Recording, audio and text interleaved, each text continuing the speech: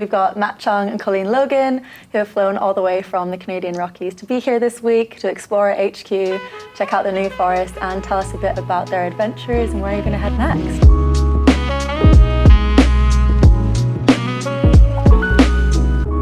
So first up, I want to know is, did you grow up in nature, and how did you get into discovering the outdoors? Yeah, so I actually grew up in Ontario in a small town, kind of 40 minutes north of Toronto. So I was always outside. I was kind of ripping the bikes around in the backyard, playing stick hockey and whatever with all my buddies, and just kind of going on hikes and nearby trails and stuff. So I was always outdoors, I felt. Yeah, I grew up on the west coast of Canada, and right beside my house, bears would be coming through my backyard. I hear that both of you have moved around Canada a little bit as well. So you're now both living in Alberta. How is that? Super fun. So much adventure, yeah. There's so much opportunity for hiking and biking and kayaking and all the alpine lakes and canoeing and stuff. So there's so much to do, which I think is just has really pulled me there. Yeah. So the community is so good. There's always something going on. People are going outside, so you're never gonna have to go alone, which was something that I struggled with where I came from. So it's has its positives and its downfalls. Yeah. Definitely. No, it sounds great. So you mentioned already you're in the mountains, you're hiking, you're canoeing as well. How would you say is your absolute number one favorite way to find your meaningful escapism? I think for both of us, it's definitely hiking. Yeah. I would say backcountry, backcountry camping and hiking, getting really kind of deep into it. Even some of the longer hikes, I think, is where we almost feel most alive. It's because that's where you separate a little bit. Yeah. A lot of people aren't willing to go into those lengths, even 32 kilometer, 60 kilometer round trip hikes in the Rockies are pretty intensive. But for us, it's for one, it's a great workout. It's just a good way to push your body and your mind. But at the same time, a lot of people aren't willing to go to those lengths, and you get out there and it's so serene, and you're kind of in your little bubble, and it's that's when you really connect with nature. You can just hear the sounds and kind of just that's what it's. Yeah, I often say it feels so good to feel so small. All of your problems in relation to the nature around you. Okay, so you're both exploring photography, landscape, portraiture. At what point is something still a candid photo? At what point is it pose? What's the behind the scenes of the content you capture? You get these amazing photos. What goes into that? I feel we plan things to a certain extent. Yeah. We'll plan the ideas and the kind of the concepts and maybe certain transitions and just how do we want to introduce the idea. But then a lot of it is based on what we experience. We'll kind of just go through the moment and be this is, I'm just going to kind of capture this because it's a fun moment. Or sometimes it's let's reenact this because it was a cool candid moment that we could kind of try to capture. But a lot of it's we'll go through the experience and be this I think really fits the vibe. Let's start documenting or whatever. But I think we plan it to an extent. Are there ever moments that we don't see on camera and things are going wrong that would be fun to mention? Anything any little juicy stories that we don't know behind the camera? I mean we said definitely some laughs. Yeah. Is there any female creators that you can look up to? Anyone maybe who has been doing this for longer than you that inspires you? Yeah. I mean, one that is has been a huge inspiration for me, and I'm thousands and thousands of other creators is Chelsea Kawai, just because she is not only has she been extremely successful, but she's so mission driven, and just so joyful and positive. I think I as a person try to stay as positive as possible. I also try to be very mission driven with my message of environmentalism and caring about the nature as well as enjoying it. And so she's been a huge inspiration to me. Carl Shakur is one that I really look up to. I'm not sure if you know him, but he, from a creativity standpoint, is always kind of really pushing the boundaries. And I think as someone who is also trying to continuously express myself creatively, that's one that I think I'm always looking up to, even just for when we look for inspiration for shoots. Even just creative ideas, it may not be outdoor focused, but it's a certain idea that you can take and kind of pull that into what you're doing. He's someone that I always look up to. What kind of effect does nature have on your mental well-being? Honestly, I would be such an emotional wreck if I didn't have it. I'm serious. Like I feel the difference in my like physical body and my mental well-being if I don't get outside. I think I need it even more than you do. Like, I think I've had it be such a central part of my life for my entire life. Like, if I was feeling anxious at all back home, I would like run out of my house and go to the forest. Or like, even if the weather was bad, I would like go and do a cold plunge. It just like so much of my like resiliency plan and like coping mechanisms center around the outdoors. Even like I like liken a solo hike to like a therapy session because I will literally talk to myself on the hike as if I'm speaking to like a counselor or a therapist sometimes. It's just like a place where I can just like really get all of my thoughts out, kind of like lay them out and be like, all right, let's sort them through them one by one. Because it's just such a like peaceful, grounding place. So yeah, like it has, if I don't get outside, I'm a wreck. So beautiful. I mean, nature's your therapist in a way. Yeah, it really is. Yeah. I've never heard it put that way. I really like it. Yeah. It's really good. Yeah, like, I mean, we try to get out once a week, at least once a week. When you say get out, is this like a 40-kilometer hike? Yeah, it's like a full day of hiking. I mean, ideally, but in the winter it's a little bit tough in the Rockies. But it's like a full day, like disconnected outdoors. Yeah, head into the mountains. Like not doing work, like just going out there to exist and to like be present.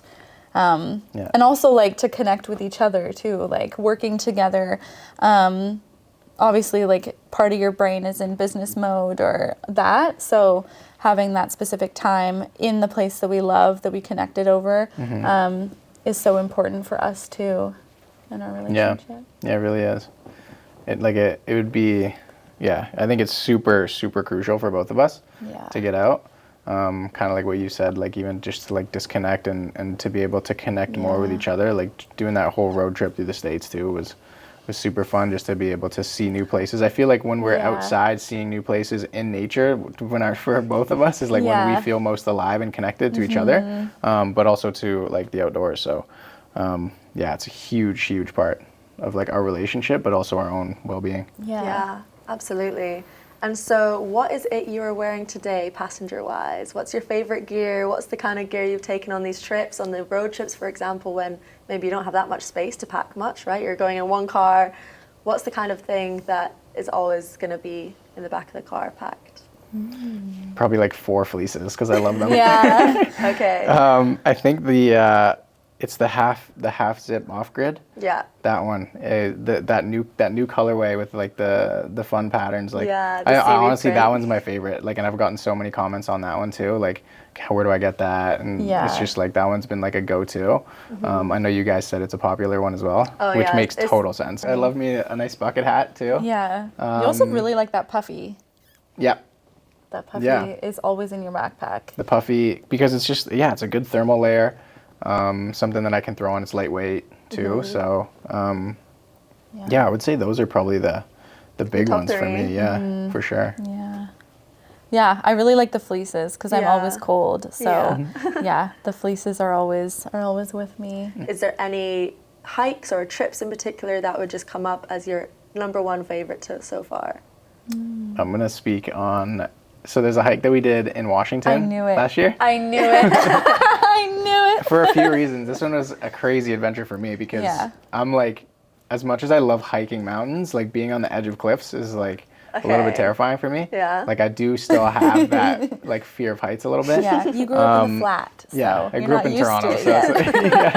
So but we did this hike called Three Fingers in Washington.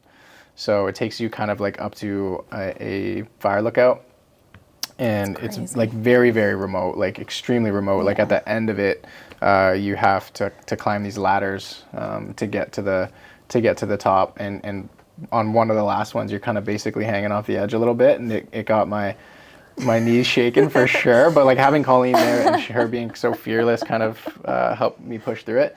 But also it was just like to get there was like a 15-kilometer bike ride, and then you also had to hike 15 kilometers. It's So it was a like a big day. full, I mean, a lot of people do it in a day. We kind of broke it up and camped at this really beautiful spot right below. But it's just like one of those adventures that like really pushed me physically and mentally, probably more mentally than physically. Yeah, I'd say and so. but when you get up there, it was really like a risk reward kind of situation. Like you get up and it's like something that a lot of people aren't going to be able to see unless they're willing to endure kind of like that risk. And that's one that I don't think I'll ever kind of forget.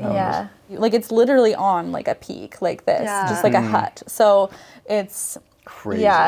And we played Catan and At the top? they had a 'cause Catan board up there. at the little hut there was like a Catan board in there. So we met these two other like younger, like early 20-year-olds, and they were so great. And it was so just nice. it was They were honestly so nice. like They made the adventure like a lot like more peaceful. it was really, really cool. So in the Canadian Rockies, it's a little bit different to here in the UK. Our winters are a bit cold, our summers are a bit hot. You have very, very cold winters and very, very hot summers. How do you cope when it is something like minus 20, minus 30? Yeah, That's it really kinda comes good. down to your layers. Yeah. For sure. Yeah. Your What's layers. that saying we were talking about yesterday? Like there's no such thing as bad weather, just bad gear.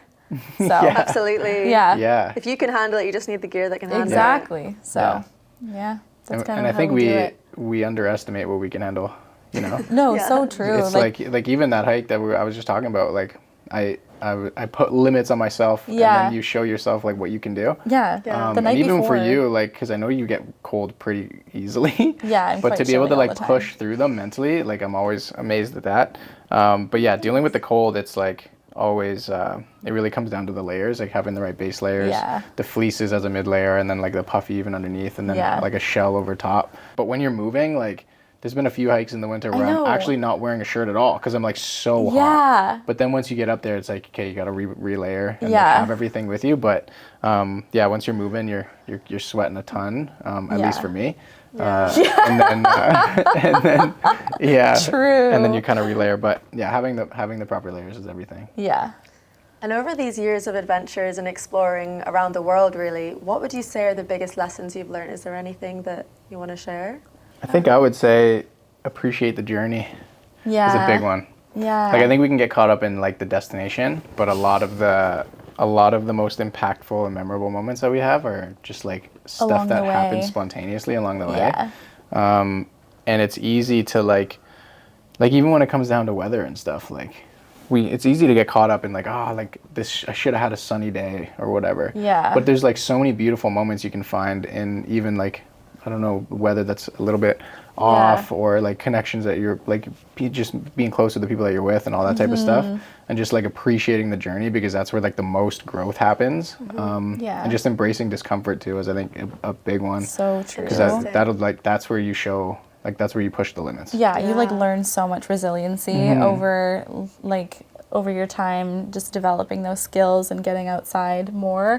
Well, where next? The big question. What have you guys got coming up? What have you got planned for the year? Any adventures you want to mention? I have a lot. We do have a lot of exciting things planned. So What can we right expect after to this, see? right after this, we're heading to Barcelona for a couple days as like a reset, transitionary trip. Like I haven't been to Barcelona, and it was a nice stopover from the UK before we head to Sardinia. So on the topic of like creator retreats, we're hosting another one. So that's going to be in Sardinia and it's a beautiful island in Italy. So that's going to be a 10-day trip. And then after that, we are coming back to Vancouver to see Colleen's family for a little bit and kind of spend some time on the West Coast. And then a big hiking adventure that we have is this one I'm really excited Mount for. Assiniboine. So it's like it's one of my favorite spots. We've both done it before. But never together. Never together, and it's like one of those spots that like I honestly, of all the travels that we've done, I would still say like Mount Assiniboine, like that whole area in the Rockies is a spot that is like top 3 like places I've ever been. Like just for sheer beauty and the scale of the landscape, it's like something that's like incomprehensible to describe. Like it's like you have to experience it to feel it. And it's a truly special place, so we're excited for that. And then just like home in the Rockies, just actually kind of like setting roots there and doing like day hikes around, and that's kind of camping and Yeah. Amazing. family coming out. Yeah. Yeah. Well, listen, thank you so much for coming, and I really enjoyed hearing all about your adventures, what goes right and wrong. It was really great. Yeah, thanks for having us. Thank you.